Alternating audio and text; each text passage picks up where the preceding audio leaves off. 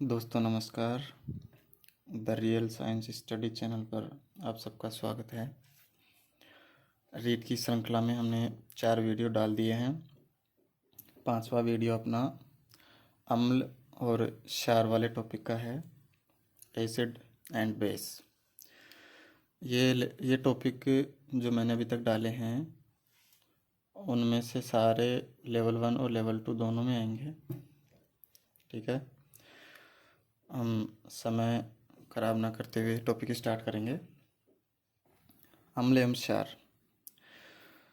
स्वाद के आधार पर पदार्थों को 3 भागों में बांट देते हैं हम: अम्लीय पदार्थ, क्षारीय पदार्थ और लवणीय पदार्थ। अब स्टार्ट करते हैं हम अम्ल के बारे में।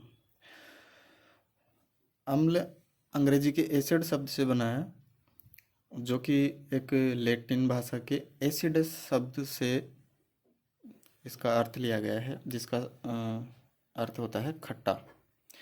जो लैटिन शब्द है एसिडस, उसका अर्थ होता है खट्टा। यानी अम्ल क्या होते हैं, स्वाद में खट्टे होंगे, जैसे नींबू, संतरा, आंवला, इमली आदि।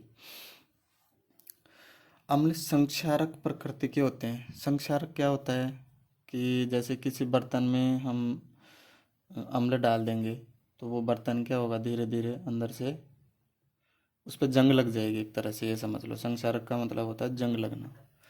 तो जो अम्ल है, जो धातु और ऐसे कोई भी अन्य पदार्थ होंगे उनको संक्षारित कर देंगे, यानी उनको उनके ऊपर जंग लग जाएगी। और जंग लगने से पदार्थ क्या क्या हो जाएगा, ऊपरी परत उसका क्षतिग्रस्त हो जाएगी। अम्ल धातुओं से क्रिया करके हाइड्रोजन गैस दे देते हैं। धातुओं से क्रिया करके क्या करेंगे, ये हाइड्रोजन गैस उत्पन्न करेंगे। ठीक है। अम्ल नीले लिटमस पत्र को लाल करते हैं, साथ ही नीले वनस्पति रंजक जैसे नीले पुष्प को, जैसे नीला पुष्प होता है उसकी, जैसे उसकी पंखुड़ियाँ होंगी नीली होंगी, तो उस पर जैसे ही अम्ल अम्ल डालेंगे तो वो क्या करेंगे, उसको लाल कर देंगे। देखो, अम्ल नीले को लाल करेंगे, अम्ल क्या करेंगे, नीले को लाल। देखो, अम्ल में अंतिम शब्द लय है और लाल में भी अंतिम शब्द लय है, तो क्या करेंगे, अम्ल नीले को लाल। या और अलग तरीके से थोड़ा सा याद रखने के लिए अगर तुम दिमाग लगाओ तो नी ल, अम्ल नीले को लाल करेंगे। ठीक है, देखते हैं आगे। अम्ल का जलीय विलयन विद्युत का सुचालक होता है। देखो, अगर शुद्ध जल होगा, 100% शुद्ध पानी होगा, उसमें विद्युत का प्रवाह नहीं होगा। विद्युत का प्रवाह जब ही होगा जब पानी में आयनों की उपस्थिति होगी, और आयनों की उपस्थिति या तो अम्ल में होगी, अम्ल डालेंगे पानी में तो आयन निकलेंगे, या हम क्षार डालेंगे तो भी आयन निकलेंगे, या हम लवण पानी में डालेंगे तो भी आयन निकलेंगे। जिस प्रकार से देखो, पानी है, पानी का फॉर्मूला क्या होता है, H2O और HCl। ये अम्ल है, HCl हाइड्रोजन क्लोराइड। HCl को जब पानी में घोलेंगे तो ये H+ और Cl- में टूट जाएगा, H+ और Cl- में टूट जाएगा। और जो जल होता है वो क्या होता है, H+ और OH- में टूटता है। तो अब यहाँ पर क्या होगा कि ये जो हाइड्रोजन है ये यहाँ पे जुड़ेगा आके, और इसका हाइड्रोजन है, तो ये कौन सा यौगिक बन जाएगा, एक तरीके से हाइड्रोनियम आयन। इसको H3O+ को क्या बोलते हैं, हाइड्रोनियम आयन। ठीक है। अब देखो, पानी में धनायन भी हो गए और ऋणायन भी हो गए, तो धनायन और ऋणायन जब दोनों मौजूद होंगे तो ऐसा विलयन क्या होता है, विद्युत का सुचालक होता है। जिस विलयन में धनायन और ऋणायन दोनों मौजूद होते हैं वो विद्युत का सुचालक होता है। अम्ल और क्षार मिलकर लवण और जल बनाते हैं। ये लाइन ध्यान रखना, ये क्षार में भी आएगी ये लाइन, और जब लवण का निर्माण करेंगे तो भी ये आएगी। लवण का निर्माण किससे होता है? या तो अम्ल होगा और क्षार होगा। अम्ल के साथ क्षार की क्रिया होगी तो लवण और जल बनता है। जैसे हम बात करें HCl तो अम्ल है, NaOH क्षार है। जब ये दोनों क्रिया करेंगे तो NaCl ये लवण होगा और H2O क्या होता है? जल। तो अम्ल और क्षार क्रिया करके क्या बनाते हैं? लवण और जल। देखो दोस्तों, मैं जितना सरल तरीके से हो सकता है उतना सरल तरीके से समझा रहा हूँ, क्योंकि लेवल 2 वालों की कोई दिक्कत नहीं है, उनके पास साइंस सब्जेक्ट है तो उनको दिक्कत नहीं आएगी। लेकिन कुछ लेवल 1 में ऐसे स्टूडेंट हैं जिनके पास साइंस नहीं है, तो उनको हम लो लेवल से लेके ही समझा पाएंगे। इसलिए थोड़ा अगर जिसको जल्दी देखना है वो वीडियो की स्पीड बढ़ाकर देख सकते हैं। रिवीजन करने के लिए सबसे बेस्ट क्लास है, कुछ भी नहीं छोड़ा है, सारा इसमें डाल दिया है। और क्विक आप रिवीजन वीडियो के माध्यम से कर सकते हैं, कोई दिक्कत नहीं है। एक भी चीज़ गलत नहीं है, सारा बिल्कुल 100% एक्यूरेट है।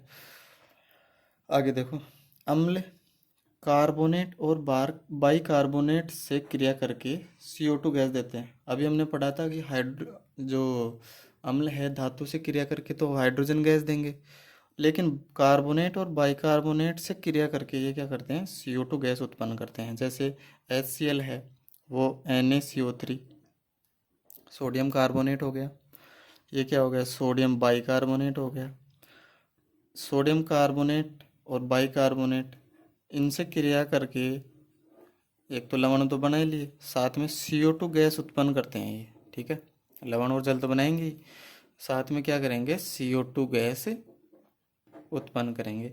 अम्ल कार्बोनेट और बाइकार्बोनेट से क्रिया करके CO2 गैस उत्पन्न करते हैं। ऐसे कैसे लाइन याद रखना, सीधा आएगा क्वेश्चन एग्जाम में।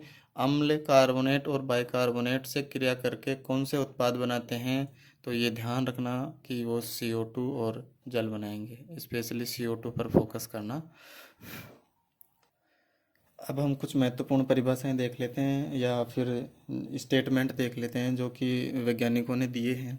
आर्रेनियस ने अम्ल की क्या परिभाषा बताई है कि अम्ल वे पदार्थ हैं जो जलीय विलयन में H+ आयन देते हैं। अभी हमने देखा कि HCl जब जल में घुलता है तो H+ आयन अलग से, ठीक है। तो ये H+ कहाँ से निकलेगा? अम्ल से निकलेगा, तो H+ आयन देंगे, वो अम्ल कहलाएंगे। जैसे कि HCl को पानी में घोला तो H+ और Cl- में टूट गया, तो ये H+ आयन पानी में फ्री मुक्त होंगे ना, तो क्या होगा? वो अम्ल होगा। जो पदार्थ H+ आयन मुक्त करेगा वो अम्ल होगा, सीधा सा ये ध्यान रखना। ये आर्रेनियस ने कहा था कि जो H+ देगा वो अम्ल होगा पानी में। लुईस के अनुसार क्या है? लुईस ने क्या बोला? लुईस ने अम्ल को बताया कि अम्ल वे पदार्थ हैं जो एक जोड़ी इलेक्ट्रॉन, लोन पेयर बोलते हैं इनको, ऐसे दर्शाते हैं इसको, जैसे ऑक्सीजन है उसके पास 2 लोन पेयर होते हैं। तो अम्ल वे पदार्थ हैं जो एक जोड़ी इलेक्ट्रॉन ग्रहण करने की क्षमता रखते हैं। मतलब ये एक जोड़ी इलेक्ट्रॉन ग्रहण करेंगे, जो जो पदार्थ एक जोड़ी इलेक्ट्रॉन ग्रहण करेंगे वो लुईस अम्ल होंगे, ठीक है। ध्यान रखना कि जो पदार्थ एक जोड़ी इलेक्ट्रॉन ग्रहण करने की क्षमता रखते हैं वो अम्ल होते हैं। जैसे ये एग्जाम्पल मेन है, इसको ध्यान रखना। जो BF3 है ये क्या होता है? लुईस अम्ल होता है, क्योंकि ये एक जोड़ी इलेक्ट्रॉन युग्म लोन पेयर को ग्रहण करने की क्षमता रखता है, ठीक है। ब्रोस्टेड और लोरी के अनुसार अब इसने क्या बताया कि अम्ल वे पदार्थ हैं जो प्रोटॉन दान करते हैं। अभी हमने बताया कि H+, इसी H+ को प्रोटॉन कहते हैं, ठीक है। प्रोटॉन क्यों कहते हैं? क्योंकि हाइड्रोजन में क्या होता है? एक प्रोटॉन होता है, एक इलेक्ट्रॉन होता है, न्यूट्रॉन होता नहीं है। तो एक प्रोटॉन और एक न्यूट्रॉन, एक प्रोटॉन और एक इलेक्ट्रॉन, न्यूट्रॉन नहीं होता है, तो एक प्रोटॉन हो गया और एक इलेक्ट्रॉन हो गया। तो जब इलेक्ट्रॉन निकल गया इसमें से तो प्रोटॉन ही तो बचा ना भाई। हाइड्रोजन में से इलेक्ट्रॉन निकल जाता है, जिस तत्व में से इलेक्ट्रॉन बाहर निकल जाता है उस पर धनावेश आता है, ठीक है। तो H+ बच गया। अब ये H+ प्रोटॉन ही कहलाता है, क्योंकि इसके पास सिर्फ एक प्रोटॉन ही तो बच रहा है, इलेक्ट्रॉन था वो तो इसने त्याग दिया, तो इलेक्ट्रॉन त्याग कर ये प्रोटॉन बच गया। तो इसी को ब्रोस्टेड लोरी ने क्या बोला कि जो प्रोटॉन दान करते हैं वो अम्ल होते हैं, ठीक है। जैसे HCl हो गया, तो वही अभिक्रिया होगी, ये हाइड्रोनियम आयन बन गया, और ये जो विलयन है वो विद्युत का सुचालक हो जाएगा, क्योंकि इसमें धनायन और ऋणायन बन गए, ठीक है। अम्ल धातु ऑक्साइड से क्रिया करके धात्विक लवण बनाते हैं, ठीक है। जैसे HCl है, वो जिंक ऑक्साइड धातु ऑक्साइड है, धातु का नाम पहले आएगा तो धातु का जो भी धातु होगी, जैसे कि FeO होगा तो फेरस ऑक्साइड हो जाएगा। तो ये क्या है, ZnO जिंक ऑक्साइड हो गया। अब ये अम्ल से क्रिया करके क्या बनाएगा, धात्विक लवण ZnCl2, ठीक है, ध्यान रखना है ये भी लाइन। अब अम्ल के प्रकार हम देख लेते हैं कुछ। सांद्रता के आधार पर दो प्रकार का होता है अम्ल।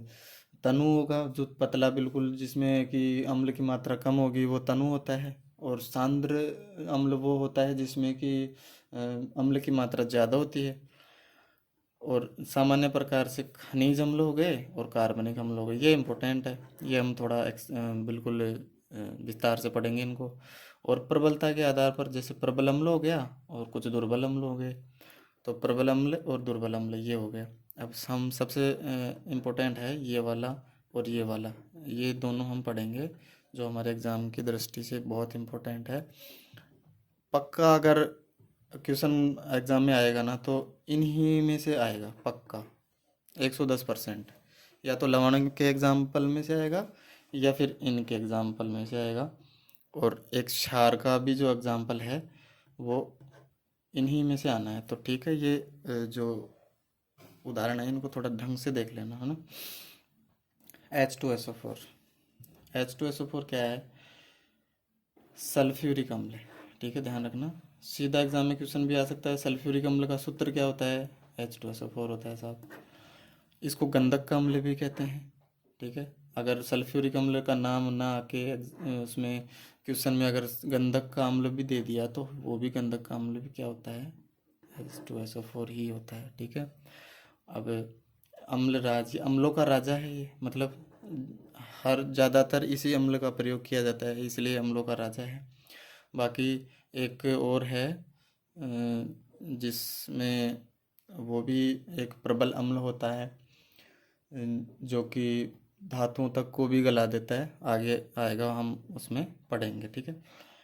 उपयोग देखो इसका, जो सीसा संचायक सेल होते हैं ना, उसमें जो इलेक्ट्रॉन का जो माध्यम होता है ना वो H2SO4 के द्वारा ही होता है। जो विलायक या विलयन जो जिसमें होता है ना, तो उसमें H2SO4 काम में आता है सीसा संचायक सेलों में, ठीक है। चमड़ा उद्योगों में भी इसका प्रयोग करते हैं, औषधि निर्माण में। एक लाइन हमेशा ध्यान रखना, कोई सा भी अम्ल, क्षार और लवण आ जाए प्रयोगशाला में अभिकर्मक के रूप में ये प्रयोग में आते ही आते हैं, कोई सा भी उदाहरण हो, ये तो एक सब में आएगा। मैं और जगह इसका लिखूंगा भी नहीं, आप सीधे ध्यान से रखोगे कि प्रयोगशाला में अभिकर्मक के रूप में ये काम आता है, तो ये सीधा सीधा आप ध्यान रख लेना, ठीक है। एक उदाहरण हम देख लेते हैं, अम्ल नहीं है ये अम्ल नहीं है, इस बस ऐसे आपकी आगे और भी पढ़ेंगे हम इसको, लेकिन थोड़ा सा रिकॉल कर लेते हैं।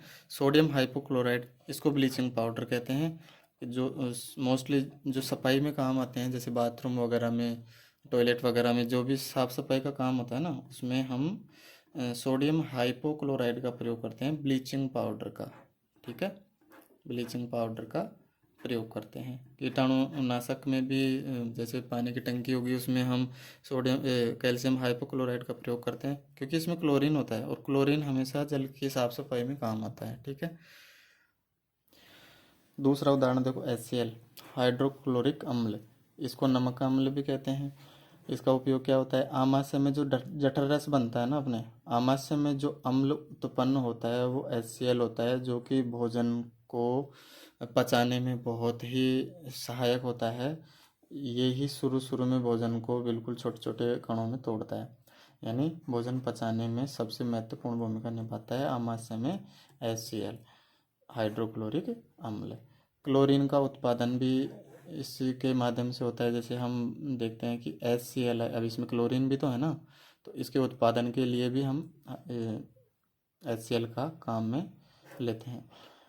सौंदर्य, जो सौंदर्यात्मक जो क्रीमें होती हैं ना, उन क्रीमों में भी HCl का बहुत प्रयोग किया जाता है। अब HNO3 नाइट्रिक अम्ल, ठीक है। HNO3 कौन सा है? नाइट्रिक अम्ल। इसको सोरे का अम्ल भी कहते हैं। खाद्य निर्माण में जहाँ भी नाइट्रोजन आ रहा है ना, ये समझ लेना वो खाद्य निर्माण में तो आना ही आना है नाइट्रोजन। विस्फोटक पदार्थ में भी इसको काम में लेते हैं। सोना चांदी का जो शुद्धिकरण होता है ना, उसमें भी इसको काम में लेते हैं HNO3 को। कार्बनिक अम्ल, अब देखो वो जो आपके थे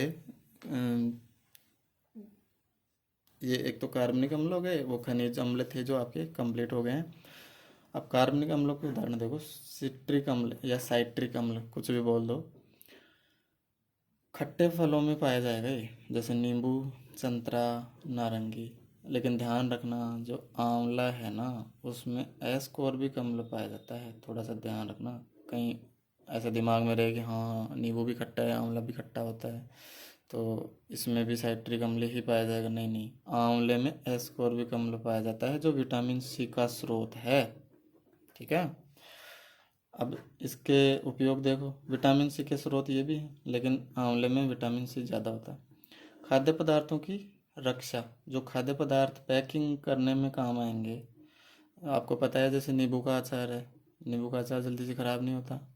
कच्चे आम का अचार है, वो भी जल्दी से ख़राब नहीं होता। कैरी जिसको बोलते हैं, कैरी का अचार, क्योंकि उनमें क्या होता है, साइट्रिक अम्ल होता है जो कि उसको ख़राब होने से बचाता है। पाचन क्रिया सही करने में, जिसके जैसे अगर क्षारीय माध्यम जिसके पाचन क्रिया में ज़्यादा हो गया, तो उसको अम्ल वाले पदार्थ, अम्लीय पदार्थ खिलाएंगे, जिससे कि पाचन क्रिया क्या होगी, सही हो जाएगी। एसिटिक अम्ल, जिसके आपको सूत्र लिख रहे हैं ना, वो सूत्र तो ध्यान ही रखने हैं। एसिटिक अम्ल का सूत्र क्या होता है? CH3CH। सिरका से प्राप्त किया जाता है इसको। और जो अचार आदि पैक करते हैं ना, उसको खराब होने से बचाने के लिए उसमें एसिटिक अम्ल का प्रयोग किया जाता है, ताकि वो खराब नहीं हो, यानी उनके परिरक्षण के लिए एसिटिक अम्ल का प्रयोग किया जाता है। लैक्टिक अम्ल, लैक्टिक अम्ल क्या होता है? जैसे दूध होता है, दूध से क्या बनता है? दही बनता है। दूध से दही बनाने में जो जीवाणु काम में आता है ना, वो होता है लैक्टोबैसिलस जीवाणु, जो दूध को दही में बदलता है। इसलिए दूध में और दही में लैक्टिक अम्ल पाया जाता है, ठीक है।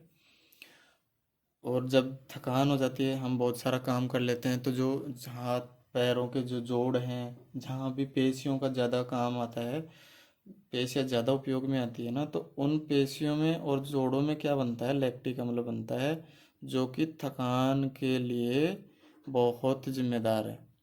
लैक्टिक अम्ल, थकान, थकान का अनुभव कब होता है? जब लैक्टिक अम्ल का जमाव बढ़ जाता है।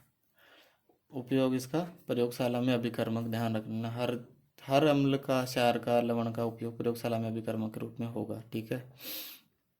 टार्ट्रिक अम्ल, टार्ट्रिक अम्ल किस में पाया जाता है? अंगूर और इमली में। अंगूर और इमली में टार्ट्रिक अम्ल पाया जाता है। सब्जियों में खट्टापन लाने के लिए जो अमचूर का पाउडर बनता है ना, मसाले में जो काम आता है अमचूर का पाउडर, वो इमली और अंगूर के माध्यम के द्वारा बनता है, क्योंकि उसमें क्या होता है? टार्ट्रिक अम्ल मौजूद होता है। ऑक्जेलिक अम्ल, ऑक्जेलिक अम्ल टमाटर में पाया जाता है। जो टमाटर रहता है उसमें ऑक्जेलिक अम्ल पाया जाता है, जो कि इसमें प्रयोगशाला में अभिकर्मक के रूप में काम में लेते हैं। अब कुछ अन्य देख लो, इम्पोर्टेंट। मैलिक अम्ल किस में पाया जाता है? सेब में। ब्यूटारिक अम्ल किस में पाया जाता है? मक्खन आदि में। जो जैसे हम घर वाले जिस बर्तन में छाछ बनाते हैं ना, उस बर्तन में जो बदबू आती है वो ब्यूटारिक अम्ल के कारण ही आती है, ठीक है। ग्लूटामिक अम्ल किस में पाया जाता है? गेहूं में। कुछ लोगों को ग्लूटोन एलर्जी होती है। ग्लूटोन एलर्जी क्या होता है? उनमें ग्लूटामिक अम्ल का पाचन होता ही नहीं है, तो उसके लिए कुछ लोग जीवन भर गेहूं को खा ही नहीं पाते हैं, क्योंकि उनके ग्लूटोन एलर्जी होती है, ग्लूटामिक अम्ल उनके पचता नहीं है, इसलिए वो गेहूं का सेवन करते ही नहीं है। और एक अल्कोहलिक अम्ल है वो गन्ने में पाया जाता है। ठीक है, ऐसे बस थोड़ा सा ध्यान रख लेना। अगर एग्जामिनर डीपली कुछ पूछ सकता है तो इन्हीं उदाहरणों में से पूछेगा, इनसे बाहर एक भी एग्जाम्पल नहीं आएगा। एक और थोड़ा सा देख लो, यूरिक अम्ल मूत्र में पाया जाता है। और अगर यूरिक अम्ल हमारे शरीर में यूरिक अम्ल की मात्रा अगर बढ़ जाती है ना, उससे गठिया रोग होता है। नाम सुना होगा ना, गठिया वाई, वो यूरिक अम्ल की अधिकता के कारण ही होता है। और जो सोडा वाटर और पेय पदार्थ होते हैं उनमें कार्बोनिक अम्ल का प्रयोग किया जाता है, H2CO3 कार्बोनिक अम्ल बोलते हैं इसको। ठीक है, थोड़ा सा ध्यान रखना इसका भी। फॉर्मिक अम्ल क्या होता है, जो चींटियाँ, मधुमक्खियाँ, ततैये, बिच्छू आदि के जो डंक होते हैं, इसमें बिच्छू भी है जैसे, आदि के जो डंक होते हैं ना, उसी में फॉर्मिक अम्ल पाया जाता है। जो चींटी वगैरह या ततैया वगैरह जैसे हमें डंक मारते हैं, तो जो दर्द का जो अनुभव होता है ना, वो इसी अम्ल के कारण होता है, फॉर्मिक अम्ल के कारण। ठीक है दोस्तों, इसके अलावा जो डीएनए आरएनए होता है उसमें न्यूक्लिक अम्ल पाया जाता है। जैसे डीएनए में डीऑक्सी न्यूक्लिक एसिड पाया जाएगा, डीऑक्सी राइबोज न्यूक्लिक अम्ल, और आरएनए में राइबोज न्यूक्लिक अम्ल पाया जाता है। ठीक है, तो और पदार्थों का जो परिरक्षण है ना, वो सोडियम बेंजोएट भी करता है, ये भी ध्यान रखना। अगर अलग से पूछ ले एग्जाम्पल में कि पदार्थों के परिरक्षण के लिए हम निम्न में से कौन सा पदार्थ काम में लेंगे, तो ये सोडियम बेंजोएट भी हम काम में लेते हैं। मोस्टली ये काम आता है जैसे कि सॉस वगैरह, पदार्थ का जो सॉस होता है ना, टोमेटो सॉस वगैरह, जो पतले तरल पदार्थ होते हैं ना, उनमें काम में लेते हैं इसको मोस्टली, सोडियम बेंजोएट को। थोड़ा सा दिमाग में रख लेना, चाय में टैनिक अम्ल पाया जाता है ना। ठीक है, एंटीसेप्टिक में जो एंटीसेप्टिक जो क्रीम बनती है, चोट वगैरह लग जाती है उनके लिए, तो जो वो क्रीम बनती है उनमें H3BO3 बोरिक अम्ल का उसमें प्रयोग किया जाता है, जिससे कि चोट वगैरह जल्दी से ठीक हो जाती है। और जो सुंदर दिखने वाली क्रीमें बनाते हैं जितने भी लोग, उन क्रीमों में क्या पाया जाता है, बेंजोइक अम्ल। तो जो सौंदर्यात्मक जो क्रीमें होती हैं सारी, उसमें बेंजोइक अम्ल का अधिक से अधिक उपयोग करते हैं। अब ये तो हो गया, खनिज अम्ल भी हो गया और कार्बनिक अम्ल भी हो गया। इसके बाद प्रबल अम्ल और दुर्बल अम्ल देख लो। प्रबल अम्ल क्या होता है, जो जल में पूर्ण रूप से आयनित हो जाता है। जैसे HCl है, वो H+ और Cl में पूर्ण रूप से टूट जाता है, तो ये प्रबल अम्ल हो गया।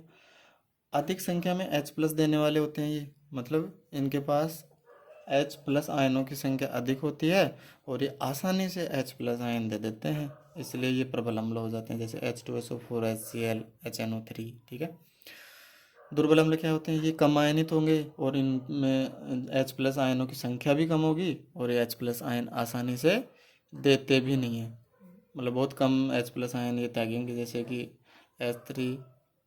CH3COOH, इसको हमने पढ़ा था एसिटिक अम्ल। ठीक है, H2CO3, इसको अभी हमने पढ़ा था कार्बोनिक अम्ल। H3BO3, इसको अभी पढ़ा था हमने बोरिक अम्ल। ठीक है, तो ये उदाहरण ध्यान रखना दुर्बल अम्ल के और प्रबल अम्ल के। ठीक है, यहाँ पे अम्ल का तो पूर्ण होता है चैप्टर। अब थोड़ा सा आगे देखो, क्षार। स्वाद में ये कड़वे होते हैं, स्पर्श करने पर ये साबुन जैसे चिकने, इनको हम महसूस करते हैं। इन्हें भस्म या राख भी कहते हैं। अम्ल से क्रिया करके ये लवण बनाते हैं। जलीय विलयन में OH आयन देते हैं। जलीय विलयन में इनका जलीय विलयन विद्युत का सुचालक होता है। ये भी संक्षारक प्रकृति के होते हैं। जो प्रबल क्षार होगा वो भी संक्षारक प्रकृति का होगा, जिस तरह से अम्ल है। संक्षारक समझ रहे हो ना, पदार्थों का क्षय करते हैं ये, गलाने का काम करते हैं, तो ये समझ लो सीधा सीधा। लाल लिटमस को नीला कर देंगे। अब देखो, लाल, बेस और ब्लू, लाल को ब्लू कर देंगे। ठीक है, तो बेस की स्पेलिंग कहाँ से स्टार्ट होती है, बी से। ब्लू की स्पेलिंग बी से स्टार्ट होती है, ई पे ख़त्म और ई पे ये ख़त्म। तो ये क्या करेंगे, बेस रेड को ब्लू कर देंगे, मतलब लाल को नीला कर देंगे। और नीले को लाल कौन करता है, अम्ल, वो अनिल से याद रख लेना।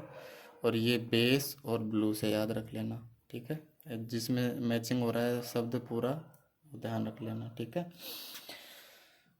आगे देखो, जिस तरह से हमने अम्ल में ये परिभाषाएं पढ़ी थी उसी तरह देखो, प्रोटॉन ग्रहण करने वाले यौगिक क्षार होते हैं। अभी हमने उधर देखा था अम्ल में कि प्रोटॉन दान करने वाले अम्ल होते हैं, लेकिन ग्रहण करने वाले क्या हो जाएंगे, क्षार हो जाएंगे। भाई दान करने वाले अम्ल हो गए तो क्षार उसके उल्टे हो गए कि प्रोटॉन ग्रहण करने वाले क्षार होते हैं। इन्हें प्रोटॉन ग्राही भी कहते हैं। भाई सीधी सीधी बात है कि H+ ही तो प्रोटॉन होता है ना, तो हाइड्रोजन आयन को ग्रहण करने वाले यौगिक क्षार होते हैं, जैसे कि OH हो गया माइनस, Cl- हो गया।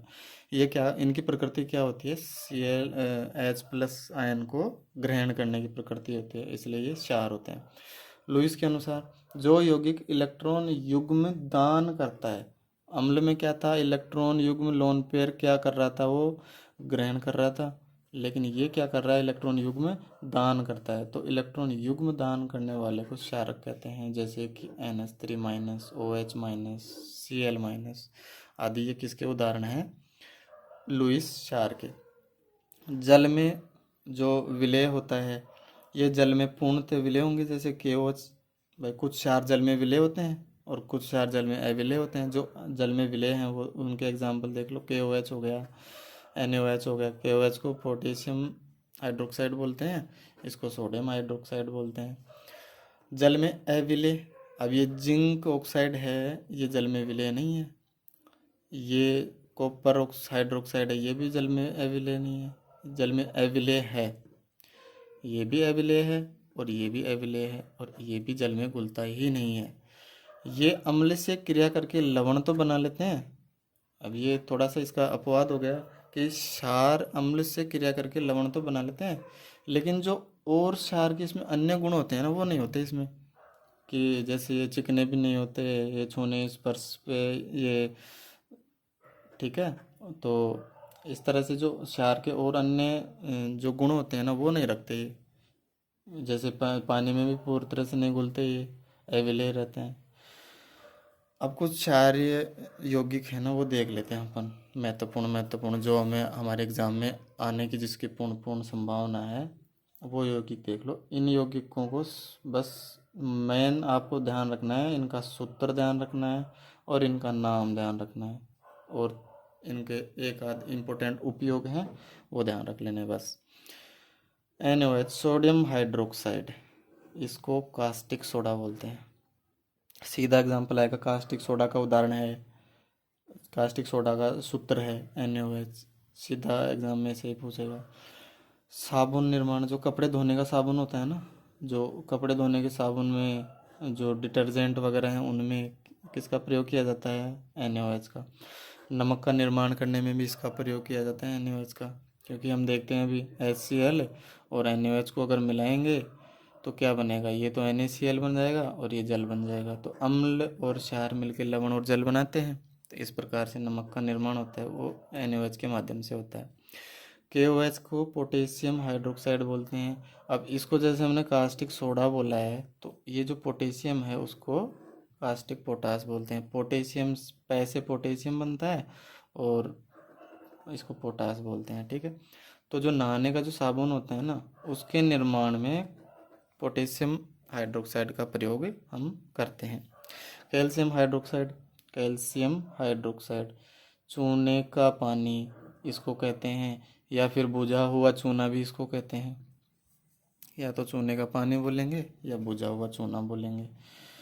जो मकान वगैरह की सफ़ेदी करते हैं उसमें इसको काम में लेते हैं। और जो ब्लीचिंग पाउडर बनता है, जो हमने अभी पिछले उसमें देखा था CaOCl2, ये जो ब्लीचिंग पाउडर है इसका निर्माण करने में भी इसको काम में हम लेते हैं। NH4OH अमोनियम हाइड्रोक्साइड, जो अमोनियम हाइड्रोक्साइड है इसको हम प्रयोगशाला में अभी कर्मक के रूप में ले लेंगे काम में। तो ध्यान रखना, अमोनियम हाइड्रोक्साइड का सूत्र ये होता है, नाइट्रोजन पर धनावेश जरूर आएगा।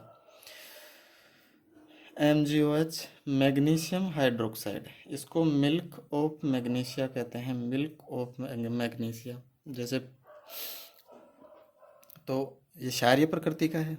तो जब पेट में अम्लता बढ़ जाती है, जब पेट में अम्लता बढ़ जाती है तो उसी अम्लता को दूर करने के लिए मिल्क ऑफ मैग्नीशिया को काम में लेते हैं, जिससे कि पेट की अम्लता दूर की जा सके। इसको एंटी एसिड बोलते हैं भाई। एसिड को ख़त्म करने वाला क्या होता है? Anti acid. तो उसी तरह से इसको एंटी एसिड बोलते हैं और मिल्क ऑफ मैग्नीशिया बोलते हैं इसको। ये नाम इसका ध्यान रखना है, एग्ज़ाम में आने की पूरी पूरी संभावना है। अब देखो, दीवार पर जो सफ़ेदी है ना, उसका थोड़ा सा मैं आपको एक प्रोसेस बता देता हूँ कि किस प्रोसेस से, किस प्रक्रम के द्वारा दीवार पर सफ़ेदी है उसको पूर्ण करते हैं। देखो, जो चूना पत्थर होता है ना, उसका जो बाहरी आवरण हम देखते हैं, बिल्कुल जो वाइट वाला जो कलर होता है ना, वो चूना पत्थर होता है। CaCO3 जिसको बोलते हैं, इसको बोलते हैं कैल्शियम कार्बोनेट। कैल्शियम कार्बोनेट होता है वो। इसको जब हम गर्म करेंगे तो ये कैल्शियम ऑक्साइड और इससे CO2 बाहर निकल जाएगी, कार्बन डाइऑक्साइड। ठीक है। तो जो CaCO3 है उसको गर्म करेंगे तो ये CaO, जिसको कैल्शियम ऑक्साइड या बिना भुजा चूना, बिना भुजा चूना कहेंगे, CO2 बाहर निकल जाएगी। ठीक है। थोड़ा सा एक ध्यान रख लेना, जो अम्लीय मिट्टी होती है ना, जो अनुपजाऊ मिट्टी हो जाती है, जिसमें अम्ल की मात्रा बढ़ जाती है, उसमें पैदावार होती ही नहीं है, उस अम्लीय मिट्टी की अम्लता दूर करने के लिए ये पदार्थ और ये पदार्थ, बिना बुझा हुआ चूना, या हम इसको कहते हैं कैल्शियम ऑक्साइड, और ये क्या है? बुझा हुआ चूना या कैल्शियम हाइड्रोक्साइड। देखो, H2O का निर्माण कैसे बनता है? H और OH। तो जिसमें भी OH होता है ना, उसको हम पानी से संबंधित मान लेते हैं। तो अब देखो, इसमें ये तो बिना बुझा चूना हो गया, बिना बुझा मतलब बिना पानी का, और ये इस जिसमें थोड़ा बहुत पानी हो गया वो क्या हो गया? बुझा हुआ चूना हो गया। ठीक है। तो इनको हम ज़मीन में डालेंगे तो मिट्टी की अम्लीयता दूर हो जाएगी, क्योंकि ये अम्ल और क्षार क्रिया करके क्या लवण बना लेंगे, और जो मिट्टी की अम्लीयता है वो दूर हो जाएगी। तो अब यहाँ पे देखो, ये पदार्थ बन गया, जिसको हम ये मान लो कि एक तरह से जो कड़ियो होती है ना, कड़ियो जो कलर करते हैं, कभी देखा होगा आपने, वो सफ़ेद सफ़ेद जो खट्टे में जो पाउडर आता है वो यही होता है। ठीक है। तो फिर जब उसको पानी में डालेंगे तो ये बनेगा बुझा हुआ चूना, सफ़ेदी जो बोलते हैं, जिसको दीवार पे ब्रश के द्वारा काम में लिया जाता है, वो ये पदार्थ होता है भाई। इस पाउडर में पानी मिलाने के बाद में हम जो दीवार पे लगाएंगे ना, वो ये पदार्थ होता है कैल्शियम हाइड्रोक्साइड, बुझा हुआ चूना, जिसमें पानी मिलाने के बाद में बनता है। अब ये जैसे जैसे ठंडा होता है ना, तो इसमें क्या होगा? जो CO2 बाहर निकली थी, वो वातावरण से ये CO2 ग्रहण कर लेता है, और ग्रहण करके क्या बना लेता है? CaCO3। जो ये पत्थर का बाहरी का रंग होता है, वो ये वापस से ये ग्रहण कर लेता है, और जो सफ़ेद संगमरमर सी जो परत हमें बाहर दिखाई देती है, वो क्या होता है? CaCO3 का आवरण होता है, कैल्शियम कार्बोनेट। और कैल्शियम कार्बोनेट हमें और कहाँ कहाँ मिलता है? इसके अलावा जो मोती होता है वो पूरा कैल्शियम कार्बोनेट से मिलकर बना होता है, उस चारों तरफ से। समुद्री जो जीव हैं उनके जो कवच बनते हैं, जैसे घोंघा वगैरह, उनका जो कवच होता है वो भी कैल्शियम कार्बोनेट का बनता है। कुछ प्रवाल भित्तियाँ होती हैं बड़ी बड़ी, समुद्रों में बड़े बड़े जो पत्थर होते हैं, उनको हम जो प्रवाल के इकट्ठे होने से बनती है। ठीक है। चौक का निर्माण जो होता है वो कैल्शियम कार्बोनेट से होता है। चूना पत्थर आदि जो होते हैं उन पर भी कैल्शियम कार्बोनेट का ही आवरण होता है, जिसके कारण वो हमें सफ़ेद कलर के दिखाई देते हैं। ठीक है। यहाँ पे क्षार का काम पूरा होता है। अब तीसरा देखो, लवण है। लवण का निर्माण किससे होता है? अम्ल और क्षार के मिलने से लवण बनता है। इसको उदासीनीकरण कहते हैं, क्योंकि अम्ल और क्षार मिलकर लवण बनाते हैं, और लवण क्या होता है? उदासीन होता है। तो ये उदासीनीकरण की अभिक्रिया हो गई। लवण का जलीय विलयन विद्युत का सुचालक होता है, क्योंकि जैसे ही हम नमक वगैरह को पानी में डालते हैं तो जैसे Na+ और Cl-, दो आयन बन गए, धनायन भी बन गया, ऋणायन भी बन गया। तो धनायन और ऋणायन जिस विलयन में मौजूद होंगे, धनायन और ऋणायन, वो विलयन विद्युत का सुचालक होता है। तो अब इसके उदाहरण देखो, नमक के NaCl भी होता है लवण, KCl भी लवण होता है, ये NaHCO3 ये भी लवण होता है, Na2CO3 ये भी लवण होता है। अब इनमें से जो इम्पोर्टेंट उदाहरण हैं वो देख लो, इनके बाहर एग्जाम में कुछ नहीं आएगा। Na2CO3 सोडियम कार्बोनेट, जिसको कपड़े धोने का सोडा भी बोलते हैं या इसको धावन सोडा भी कहते हैं। Na2CO3 Na2CO3, ठीक है। सीधा ध्यान रखना धावन सोडा का सूत्र क्या है, Na2CO3, ठीक है। साबुन और अपमार्जक बनाने में जो सर्फ वगैरह होती है, डिटर्जेंट वगैरह हैं, पहले इस्तेमाल करो फिर विश्वास करो, घड़ी डिटर्जेंट आदि में किसका उपयोग किया जाता है, Na2CO3 का। NaHCO3, देखो जो Na जो हाइड्रोजन लिखा गया है ना, इसको हम बाई पढ़ते हैं, बाई कार्बोनेट। ऑक्सीजन का हम अलग से, जैसे हम अभी पढ़ेंगे आगे CaOCl2, तो ऑक्सीजन को हाइपो बोलते हैं। बस थोड़ा सा ऐसे दिमाग में ध्यान रखना कि जो बीच में हाइड्रोजन आता है उसको हाइपो पढ़ते हैं, और जो बीच में ऑक्सीजन आता है उसको हाइपो, और जो बीच में हाइड्रोजन आता है उसको तो बाई पढ़ते हैं, बाई कार्बोनेट, और जो ऑक्सीजन आता है उसको हाइपो पढ़ते हैं, कैल्शियम हाइपोक्लोराइड, ठीक है। आगे हम और देख लेंगे ये एग्जाम्पल भी। NaHCO3 सोडियम बाइकार्बोनेट, जो मीठा सोडा होता है, जो खाने का सोडा होता है, उसको बेकिंग सोडा भी बोलते हैं। ये तीनों एक ही चीज़ है, मीठा सोडा, खाने का सोडा, बेकिंग सोडा। NaHCO3 ही है जिसको भोजन वगैरह आदि में काम में लेते हैं।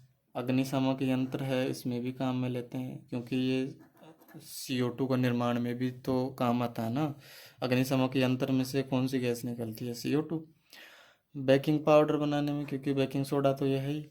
पेट की अम्लीयता दूर करने में जो इनो वाला पाउडर आता है ना, उसमें NaCO3 होता है, जिससे पेट की अम्लीयता और दूर हो जाती है। CuSO4 कॉपर सल्फेट, कॉपर नीला, जिसको हम याद रखते हैं कि कॉपर नीले रंग का अवक्षेप बनाता है, तो कॉपर को नीला तोता या नीला कशिश भी कहते हैं। ये क्या होता है, कवकनाशी होता है, और इसको काम में किस में लेते हैं, विद्युत के लेपन में काम में लेते हैं, ठीक है। NaCl सबने पढ़ रखा है, नमक होता है। सोडियम क्लोराइड होता है, सादा जो नमक है, वो भोजन आदि बनाने में काम में लेते हैं, और क्लोरीन का निर्माण करने में भी इसको काम में लेते हैं, क्योंकि इसमें क्लोरीन होता है, तो क्लोरीन निर्माण में भी काम में लेते हैं। KNO3 क्या होता है, पोटेशियम नाइट्रेट। पोटेशियम नाइट्रेट क्या होता है, सोरा, सोरे का जो तेजाब आदि बनाते हैं ना, उसमें पोटेशियम नाइट्रेट होता है। गन पाउडर, जो बारूद बनता है, वो पोटेशियम नाइट्रेट का ही उसमें प्रयोग किया जाता है। आतिशबाजी, पटाखे वगैरह जो बनाते हैं उनमें भी, और जब मैं अभी मैंने बताया था कि नाइट्रोजन का जहाँ भी आ जाए वहाँ उर्वरक का निर्माण के प्रयोग में भी इसको काम में लेते हैं।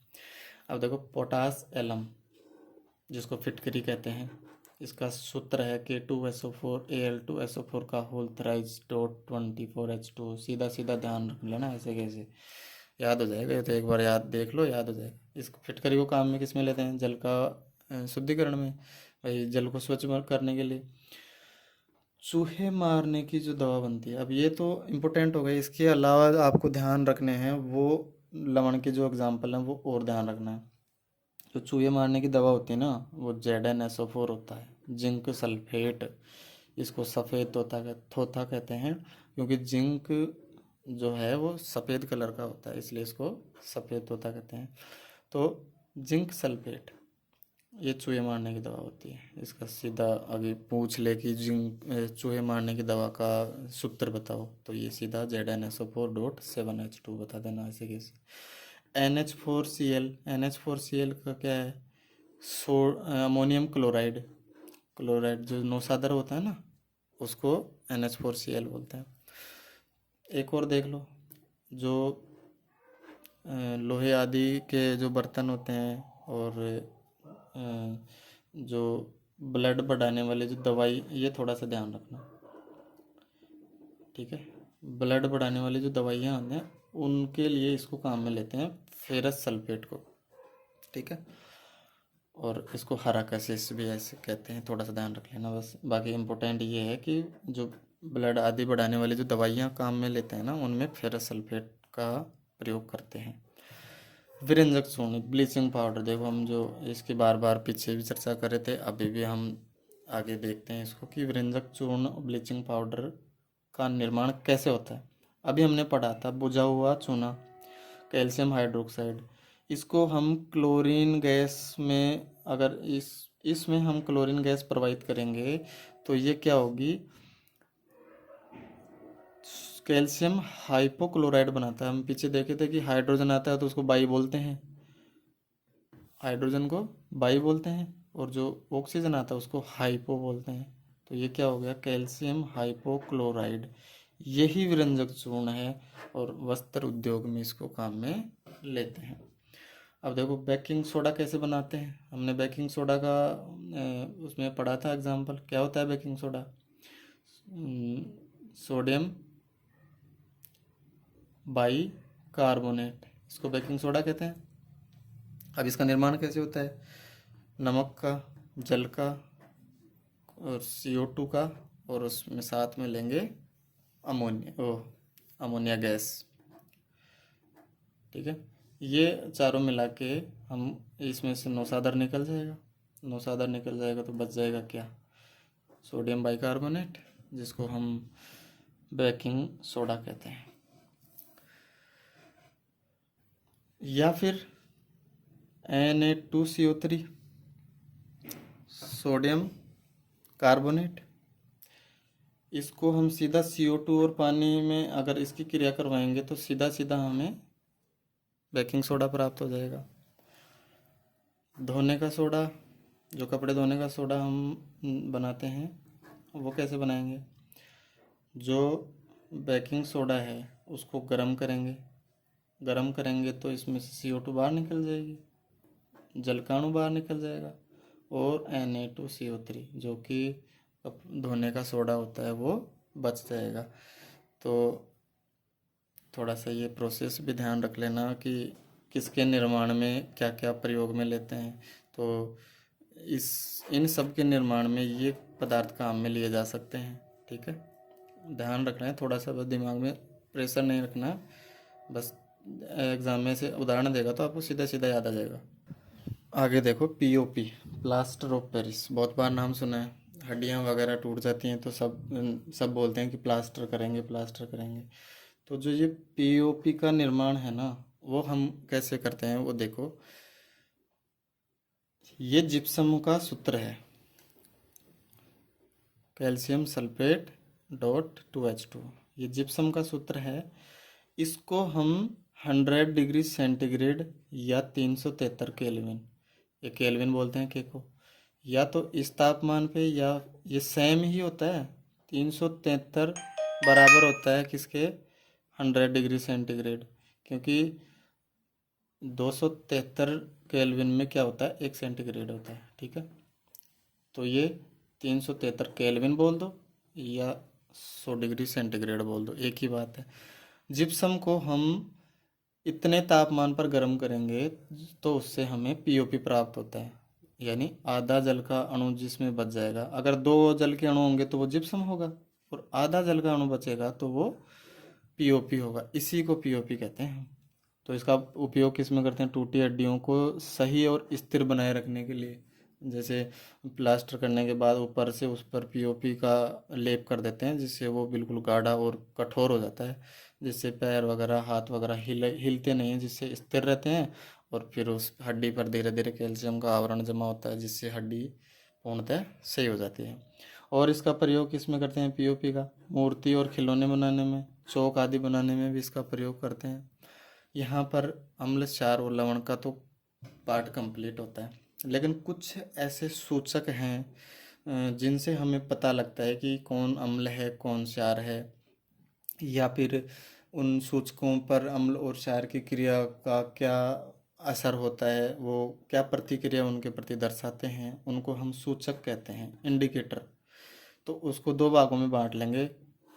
कुछ प्राकृतिक सूचक होंगे जिन्हें बनाने की ज़रूरत नहीं है, और कुछ मानव निर्मित सूचक भी हैं जिनसे हम आगे प्रयोग करके पता लगाते हैं कि कौन सा अम्ल होता है और कौन सा क्षार होता है।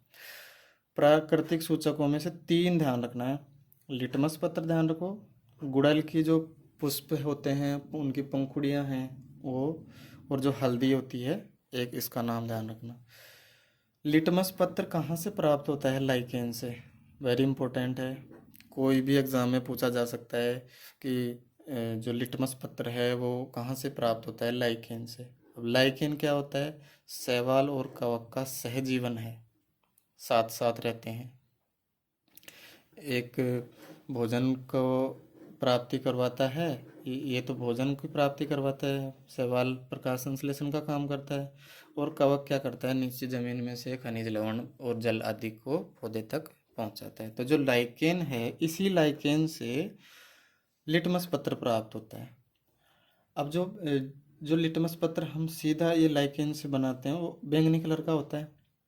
अब इस बैंगनी कलर पर हम अम्ल डालते हैं तो वो लाल होता है, ठीक है। और अगर इस लाल लिटमस पर हम क्षार का प्रयोग करेंगे तो क्या हो जाएगा? ये नीला हो जाएगा। अब इस नीले पर वापस हम अम्ल डालेंगे तो लाल हो जाएगा। तो अम्ल तो क्या करता है? अम्ल का काम तो क्या है? लाल का रंग करना। ले आखिरी में इसमें, लाल इसमें आखिरी में है। तो अम्ल क्या करता है? नीले को लाल। और क्षार क्या करता है? लाल को नीला, ठीक है। ये याद रखना, क्षार का काम क्या है? लाल को नीला करना, और अम्ल का काम क्या है? नीले को लाल करना, ठीक है। थोड़ा सा बस ये ले से ध्यान रख लेना। और बेस वाला हमने बताया था पीछे, बेस ये ए से खार चालू, ए पे, बी पे से चालू, बी पे ख़त्म। और ब्लू भी क्या होता है? बी से चालू, बी पे ख़त्म। तो रेड को ब्लू करता है बेस। गुड़हल के पुष्प, गुड़हल के पुष्प क्या होते हैं? हल्के गुलाबी होते हैं। उन पर अम्ल का प्रयोग करेंगे तो वो गहरे गुलाबी रंग के हो जाएंगे, और क्षार का प्रयोग करेंगे तो गहरे हरे रंग के हो जाएंगे। तो ये प्राकृतिक सूचक हो गए कि भाई कौन सा अम्ल है कौन सा क्षार है, उसको निर्धारित करेंगे। हल्दी, हल्दी में क्या होता है? हल्दी का रंग पीला होता है। तो अम्ल का प्रयोग अगर हल्दी के ऊपर करेंगे तो वो तो क्या होगा? उसकी वजह से क्या हो जाता है? उसका रंग पीला का पीला रहता है, ठीक है। और अगर उस पीले रंग पर हम क्षार का प्रयोग करेंगे तो वो लाल रंग का हो जाएगा। फिर वापस से उस पर अम्ल का प्रयोग होगा तो फिर से वो पीले कलर का हो जाएगा, ठीक है। तो ये ध्यान रखना कि क्षार का प्रयोग करेंगे तो ये लाल रंग का हो जाएगा, और अम्ल का प्रयोग करेंगे तो ये पीला का पीला ही रहता है, नो चेंज, कोई परिवर्तन उसमें नहीं होता है। कृत्रिम सूचकांक, ये ध्यान रखना, ये दोनों नाम याद रखना। सीधा बहुत बार एग्जाम में पूछा गया है और आगे भी पूछे जाने की पूरी पूरी संभावना है कि मेथिल ऑरेंज क्या है? कृत्रिम सूचकांक है, मानव निर्मित सूचकांक होते हैं ये ऑरेंज कलर का होता है, जो इसके नाम से ही पता चल रहा है। इस पर अम्ल का प्रयोग करेंगे तो ये रेड कलर का हो जाएगा, और इस पर अगर क्षार का प्रयोग करेंगे तो ये येलो कलर का हो जाएगा, ठीक है। फिनोप्थिलीन, ये पीले रंग का होता है, येलो। तो अगर इस पे अम्ल का प्रयोग करेंगे तो कोई परिवर्तन नहीं होगा, ये येलो का येलो ही रहेगा, फिनोप्थिलीन। और अगर इस पे क्षार का प्रयोग करेंगे तो ये रेड कलर का हो जाएगा। तो मोस्टली ध्यान रखना, जहाँ भी क्षार आ रहा है ना वहाँ पर मोस्टली लाल रंग हो रहा है, लाल, ठीक है। एक इसको छोड़ के यहाँ भी लाल हो रहा है, हल्दी में भी लाल हो रहा है, और लिटमस में क्या होता है? लाल को नीला कर रहा है, ठीक है। थोड़ा सा दिमाग में रख लेना, सीधा सीधा है। लिटमस को नीले को लाल अम्ल, लाल को नीला क्षार। गुड़हल की पत्तियों को अम्ल तो गहरा गुलाबी कर देता है, क्षार हरा रंग का कर देता है। हल्दी को क्षार तो लाल कर देता है, अम्ल में कोई परिवर्तन नहीं होता है। मेथिल ऑरेंज, ऑरेंज कलर का होता है, वो अम्ल से रेड हो जाता है और क्षार से येलो हो जाता है। फिनोप्थिलीन क्या होता है? येलो कलर का होता है, तो रेड जो अम्ल होता है उसमें कोई परिवर्तन नहीं होता है, और क्षार में ये लाल रंग का हो जाता है। रीट में एक टॉपिक और है, पीएच स्केल, ठीक है। ये थोड़ा सा आप इसको देखना ढंग से, ज़्यादा इसमें कुछ भी नहीं है, कुछ कुछ छोटी छोटी लाइनें, इंपॉर्टेंट लाइनें वो ध्यान रख लेना। एक तो इसकी खोज ध्यान रख लेना, पीएच स्केल की खोज किसने की थी? सोरेनसन नामक वैज्ञानिक ने की थी, बस थोड़ा सा ये ध्यान रखना। पीएच स्केल का काम क्या होता है? पीएच स्केल का काम होता है अम्लीयता और क्षारीयता को जो मापता है ना, वो पैमाना होता है। एक स्केल होता है जिस पर 0 से 14 तक की संख्याएं लिखी होती हैं और उसमें अम्ल और क्षार को मापने का पैमाना होता है। अब जो पीएच में जो पी का मतलब होता है ना, ये होता है क्षमता, या जिसको हम पावर भी कहते हैं, शक्ति भी कह सकते हैं, ठीक है।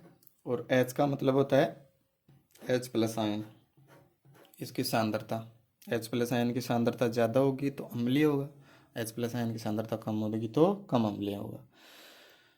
इस पर 0 से देखो, एक स्केल होता है इस तरह का, इस तरह का स्केल मान लो, जिस पर 1 से लेकर 14 तक की संख्याएं लिखी होती हैं। बीच में एक अंक होता है 7 का।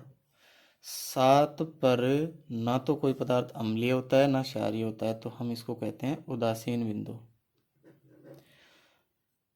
ये 0 हो गया, ये 1 से लेके 7 तक इधर और 7 से 14 तक इधर। तो इस 7 से इधर वाले तो क्षारीय होते हैं और 7 से जो कम होते हैं वो अम्लीय होते हैं, ये ध्यान रखना बस। 14 वाला सबसे क्षारीय होगा, सबसे ज़्यादा क्षारीय, और ये 0 वाला क्या होगा, सबसे अधिक अम्लीय, ठीक है। जैसे जैसे इधर बढ़ेंगे अम्लीयता कम होती जाएगी और जैसे जैसे इधर बढ़ेंगे तो क्षारीयता बढ़ती जाएगी, ठीक है। अंक बढ़ने के साथ अम्लीयता कम होती है, अंक बढ़ने के साथ क्षारीयता बढ़ती है, इसलिए लिखते हैं अम्लीय सामर्थ्य। अम्लीय सामर्थ्य क्या होता है, व्युत्क्रमानुपाती होता है। पीएच ज़्यादा होगा तो अम्लीय सामर्थ्य कम होगा, पीएच का मान कम है तो अम्लीय सामर्थ्य ज़्यादा होता है, इसलिए ये व्युत्क्रमानुपाती होते हैं। और जो क्षारीय सामर्थ्य है वो समानुपाती होता है। जैसे जैसे संख्याएं बढ़ेंगी तो क्या होगा, पीएच का मान बढ़ेगा, ठीक है। ये एक आध दो लाइनें हैं, तो ध्यान रखना। देखो 0 0 सबसे अधिक अम्लीय होगा, 14 पर सबसे अधिक क्षारीय होगा, 7 पर उदासीन बिंदु होता है, ना अम्लीय ना क्षारीय। एक ये सूत्र ध्यान रख लेना, सिर्फ सूत्र ध्यान रख लेना, अगर पूछ ले एग्जाम में कि पीएच बराबर, इसमें जो फॉर्मूला है वो क्या होता है, इसको log बेस 10 बोलते हैं और ये H प्लस आयन की सांद्रता होती है। ये बड़ी क्लासों में पूरा इसका डेरिवेशन होता है कि ये कैसे आता है, इसका काम कैसे, इसको प्रयोग में कैसे लेते हैं, कैसे अम्लीय जो स्केल है वो उसके पर मान निकाला जाता है।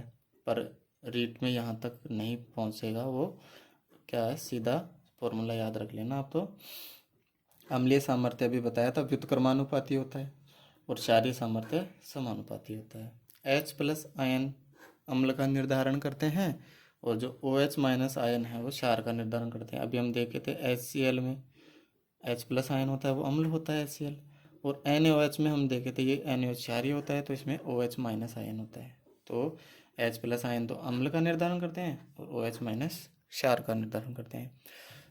जैसे अगर हम बात करें कि जो बरसात का पानी होता है उसका पीएच अगर 5.6 से कम है तो वो अम्लीय वर्षा में आती है, अगर पीएच उसका 5.6 से कम होता है वो अम्लीय वर्षा होती है। शुद्ध जल का पीएच कितना होता है, 7 होता है, उदासीन होता है बिल्कुल, ना तो अम्लीय होगा न क्षारीय होगा। मुख का पीएच है वो 5.5 से अगर कम हो जाता है तो दांतों का क्षय हो जाता है, दांत गलने लग जाते हैं। कि अगर मुख का पीएच 5.5 से कम होता है ना तो दांतों का गलना स्टार्ट हो जाता है, इसलिए जो टूथपेस्ट वगैरह काम में लो वो हल्के क्षारीय टूथपेस्ट काम में लेने चाहिए। अगर ज़्यादा क्षारीय लेंगे तो भी दांतों का क्षय होगा, दांत गलेंगे, इसलिए जो हल्के क्षारीय टूथपेस्ट आएंगे वो काम में लेने चाहिए। मुख की सफाई के लिए हल्के क्षारीय दंत मंजन का काम में लेना चाहिए। अब देखो कुछ पीएच हैं और कुछ उनके मान हैं, सारा बिल्कुल डिट्टो डाटा है, कहीं पर भी कोई दिक्कत नहीं है, एक भी डाटा गलत नहीं है। एग्ज़ाम में कोई सा भी ऑप्शन आएगा, इनमें से कोई एग्ज़ाम मिल ऑप्शन मिल जाए तो आप सीधा उसी को टिक करना, दूसरे ऑप्शन पर ध्यान ही मत देना। जैसे सीधा पूछ लेगा रक्त का पीएच कितना होता है, अगर ऐसे दे रखा है कि 7.3 से 7.5 तो ये ऑप्शन टिक करना है, और एक अगर दे तो उसको 7.4 में करना है, ठीक है। नींबू का पीएच कितना होता है, इतना होता है, 2.2 से 2.4। ये रटने की चीज़ें हैं, इसमें समझने का कुछ नहीं है। और एक अगर दे तो 2.2। जठर रस जो जठर रस क्या होता है, HCl, जो पाचन क्रिया में काम आता है, बहुत अधिक अम्लीय होता है क्योंकि मोस्टली उसमें क्या होता है, HCl। तो उसका पीएच कितना होता है, 1.2 से 1.4। MgOH, मिल्क ऑफ मैग्नीशिया, हम अभी बात कर रहे थे कि पेट की अम्लीयता दूर करने के लिए काम में लेते हैं। उसका पीएच कितना होता है, 10, क्योंकि वो क्षारीय होता है और क्षारीय होने की वजह से ही तो वो अम्लीयता को दूर कर पाएगा। NaOH का क्या होता है, 14 पीएच मान। सबसे अधिक जो क्षारीय पदार्थ है वो NaOH है। HCl का देखो 1.2, अभी हमने देखा था जठर रस में HCl 1.2 हो गया। दूध और मूत्र का जो पीएच है वो समान होता है, 6.0। और जो दही का जो है वो 6 से कम, क्योंकि दही ज़्यादा अम्लीय होता है। और जो लार का पीएच है वो 6.6 होता है। ठीक है, कुछ उदाहरण आपको और दिखा रहा हूँ, हो सकता है कहीं पूछ ले। जो लोहे पर जंग लगती है ना, वो Fe2O3, इससे फेरोफेरिक ऑक्साइड से बनती है, जो लाल भूरे रंग की होती है। चांदी पर जो जंग लगती है ना, Ag2S, काले रंग की होती है। तांबे पर जो जंग लगती है वो इसकी वजह से लगती है, कॉपर हाइड्रोक्साइड या कॉपर कार्बोनेट से, ये जो हरे रंग की होती है। देखो, एक होता है अम्लराज, एक्वा रेजिया, जो कि धातु सोने चांदी प्लेटिनम तक को भी गला देता है। ये सोना प्लेटिनम पीटी को इससे बोलते हैं, सोने को हम ओरम लिखते हैं, AU। तो इनको भी गला देता है। इतना खतरनाक, इतना इसका खतरनाक अभिक्रिया होती है कि ये सोने चांदी प्लेटिनम तक को गला देता है। इसको एक्वारेजिया कहते हैं, अम्लराज, जिसमें HNO3 का तो 1 भाग और HCl के 3 भाग, यानी 3:1 में काम में लेते हैं इसको। 3 अणु तो होंगे HCl के और 1 अणु होगा HNO3 का। ठीक है, इसको धोखेबाज सुनार काम में लेते हैं। गांव गांव में, सिटी में कहीं भी आते हैं और सीधा बोलते हैं कि हाँ, हम आपकी माला को, जो गंदी गंदी हो जाती है थोड़ा बहुत, उस पर जंग वगैरह लगने के कारण, तो वो थोड़ी भद्दी दिखने लग जाती है, तो वो आते हैं कि बोले हम साफ़ कर देंगे इसको। तो वो क्या करते हैं, इस एक्वारेजिया में उसको डाल देते हैं, जिससे उसकी ऊपर ऊपर की परत गल के हट जाती है। और वो नया तो दिखता है, लेकिन उन्हें ये पता होना चाहिए कि उसकी जो ऊपर की परत है उसको वो सुनार ले गया काम में। मतलब वो गल गल के वो बिल्कुल हल्की हो जाएगी चैन, सोने चांदी की जो चैन होगी। तो उसमें से जो सोना चांदी निकल के जाएगा वो उस धोखेबाज सोनार अपने साथ ले जाएगा और कमाई कर लेगा बढ़िया। पीतल है वो कॉपर और जिंक से मिलकर बनता है। 70% तो कॉपर होता है, 30% उसमें जिंक होता है। कांसा बनता है वो कॉपर और टिन से बनता है, SN को टिन बोलते हैं। 90 और 10%। जो गन मेटल होता है वो कॉपर, जिंक और टिन से मिलके बनता है। और जो फ्यूज तार, जो टांके वाला, टांका लगाने में जो तार काम में लेता है ना, वो टिन और लेड से मिलके बना होता है। ये थोड़ा सा आंकड़े ध्यान रख लेना कि कौन सी धातु किससे किससे मिलके बनी है। हो सकता है कोई एग्ज़ाम में पूछ ले, थोड़ा सा ऐसे दिमाग में कम से कम याद तो रहेगा ना। ठीक है दोस्तों, इस तरह से आपका ये टॉपिक भी पूरा होता है। तो आपको आगे कौन सा टॉपिक पढ़ना है, कौन से टॉपिक में कोई दिक्कत आ रही है, क्विक रिवीजन करना है आपको। सीधा 1.5 की स्पीड में चलाओ वीडियो को, आराम से क्विक रिवीजन करो। आपको नोट्स तो सबके पास है, नोट्स बनाने की ज़रूरत नहीं है अब। सीधा नोट्स खोलो, वीडियो को 1.5 की स्पीड में चलाओ, आराम से एक एक लाइन पढ़ते जाओ, मिलाते जाओ और रिवीजन करते जाओ। बस सीधा सा यही काम बचा है, इतने से दिन बचे एग्ज़ाम में कि वीडियो चलाओ सामने, नोट्स रखो और आराम से उनके रीडिंग लगाते जाओ। कहीं भी दिक्कत आ रही है तो वीडियो को थोड़ा रुक के देख लो, आराम से आपको सारा क्लियर हो जाएगा इसमें। ठीक है, मस्त रहो, खुश रहो। Thank you.